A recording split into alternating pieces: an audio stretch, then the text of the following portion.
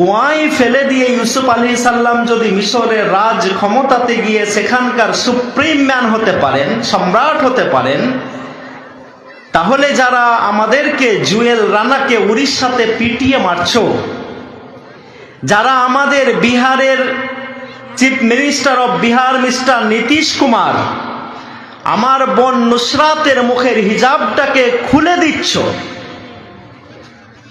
তারাও একটু মনে রাখো আমরা এখন সবুর করেছি এবং এর উত্তম বদলা আল্লাহ রাব্বুল আলামিন আমাদেরকে দিবেন ইনশাআল্লাহ। দেবেন না? দেবেন না? একটু কথা বললে আমাকে তো গরম লাগতে লেগেছে, এবার আপনাদেরকে একটু গরম লাগলে ভালো লাগবে। জানেন যে সেই ইউসুফ আলাইহিস সালামকে কোনো একদিন ছলে বলে কৌশলে তার ভাইয়েরা তার বাবার কাছ থেকে নিয়ে গেল। নিয়ে যাওয়ার পর গর্ততে ফেললো। গর্ততে ফেলার পর সন্ধ্যার পরে এসে আব্বাকে বলল, আব্বা আমরা ভাইয়েরা খেলাতে মত্ত ছিলাম, সেই সময়তে আমাদের ছোট্ট ভাই ইউসুফকে বাঘে খেয়ে নিয়েছে এবং তার নমুনা হচ্ছে, দেখো এই হচ্ছে তার জামা, এই হচ্ছে তার পোশাক, এই হচ্ছে তার কামিজ। তো বাঘে যদি কোনো মানুষকে খায় তাহলে তার ড্রেস পোশাক খুলে খাবে না ছেড়ে খাবে? একটু কথা বলেন না। ছেড়ে খাবে। তো ইয়াকুব আলাইহিস সালাম পোশাকটা দেখলেন। সর্বোপরি ইয়াকুব আলাইহিস সালাম হচ্ছেন নবী, তার কাছে ওহী আছে, তো কি হচ্ছে উনি তো জানেন।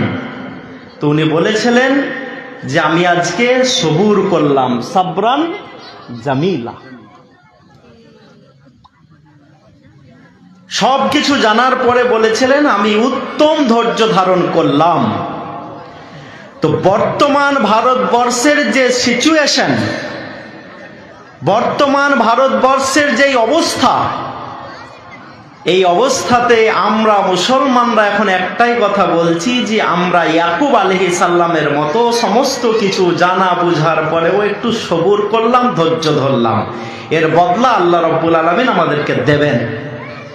কুয়ায় ফেলে দিয়ে ইউসুফ আলাইহিস সালাম যদি মিশরের রাজ ক্ষমতাতে গিয়ে সেখানকার সুপ্রিম ম্যান হতে পারেন, সম্রাট হতে পারেন, তাহলে যারা আমাদেরকে জুয়েল রানাকে উড়িষ্যাতে পিটিয়ে মারছো, যারা আমাদের বিহারের chief minister of Bihar mister Nitish Kumar, আমার বোন নুসরাতের মুখের হিজাবটাকে খুলে দিচ্ছ,